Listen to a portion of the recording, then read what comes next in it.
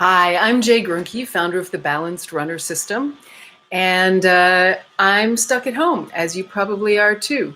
And so I'm going to make you a quick video every day that we're doing this to help you become a better runner by the time you can go back outside again. So the thing I want to talk about today is really important. It makes a huge difference in everybody's running. As soon as you master it, you'll know, and that's the forward lean. And this is a super important thing to talk about also because there's some confusion about it and how it works. So I'm going to demo for you silver linings in this situation. This sofa is the best prop I've ever had for demonstrating the forward lean.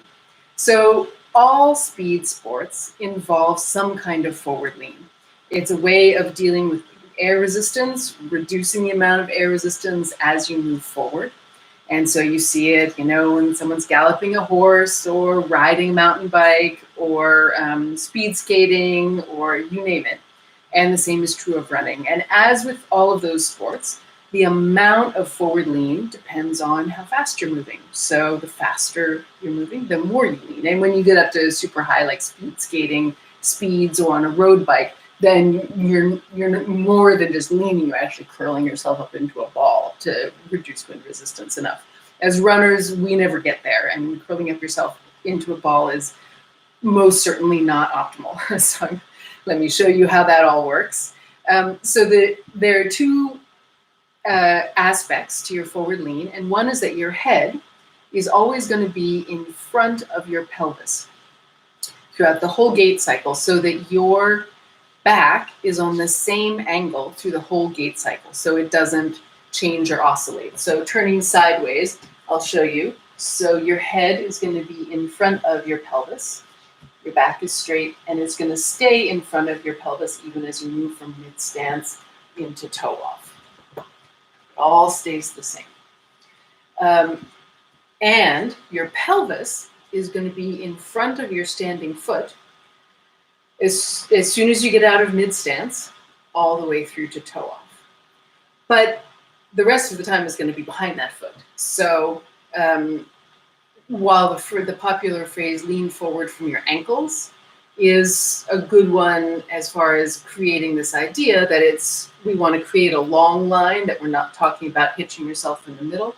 Nonetheless, when you're in mid-stance, that is when you're really on your foot, when your head is at its lowest point, your butt is going to be sticking out because your back is on that forward angle, but your hip joint is vertically aligned with your ankle joint. And I'm going to talk more about that in a future video. So if you have caught a sight of yourself looking like this in a shop window or in a race photo, it's not necessarily a sign of trouble.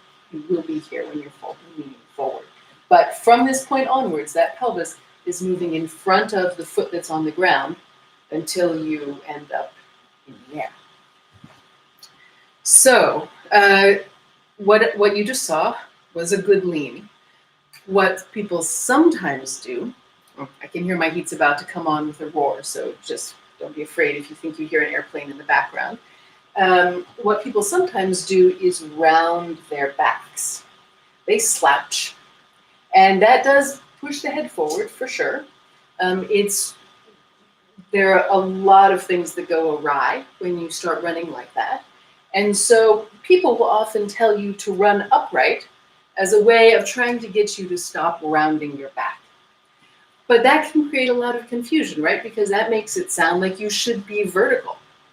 When in fact, you don't want to be vertical. You want to be on that forward angle. You just want to be straight on that forward angle, where straight means you have your normal spinal curves, but you haven't turned yourself into a C or you put yourself in the fetal position. And if you do this and get yourself a nice sturdy sofa and try to move your pelvis forward in front of your foot through late stance, you can even see you don't get very far. You kind of go up in the air really fast, where with the straight back you can get much farther forward.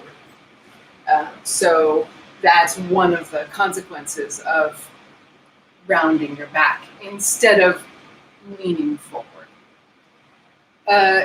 I want to underscore a really important point here about your forward lean, which is that This is my pelvis. This is me being upright. So my hands are like this. And when I go to lean forward, my pelvis tips forward, right? You can see that from the side. Upright, lean forward, pelvis tipping forward. That is what physical therapists refer to as an anterior pelvic tilt. So relative to the ground, the pelvis is not upright anymore. It's tilted forward. And you can't lean without doing that. If I try to keep my pelvis upright but lean forward, what have I done? I've bent my back. So an anterior pelvic tilt is good and necessary for running. The problem comes in when you tilt your pelvis, your head doesn't move forward. You tilt your pelvis and your head pulls back, then you've got an arched back, and that you don't want. So if you've been trying to keep your pelvis upright when you run, here is your permission to just let that go and feel your running get so much easier right in that moment. So let's talk for a moment about a forward lean on a treadmill, because that's a special case. Now, I said at the beginning that all of the speed sports, you've got a forward lean in them to deal with air resistance. But the thing about a treadmill is you don't have air resistance. That's why people often tell you to put your treadmill on a 1% grade to make it that little bit harder to make up for the lack of the work it takes to push through the air, something you're not really aware of, but it is work. And so without feeling that push against the air, you are not going to have the instinct to lean forward on a treadmill. In addition, you've got the console of the treadmill in front of you, and you've got the unknown, like the back of the treadmill is back there somewhere and you can't see it, but you don't want to go off the back end, right? And so everybody runs right up against the console. And then you worry about your hand knocking it and having that hurt. And anyway, it makes you sort of pull back because you don't want to bump into it. So if you're running on a treadmill, which you very well might be under these circumstances, you need to run in the middle of the belt and not in the front up against the console, okay?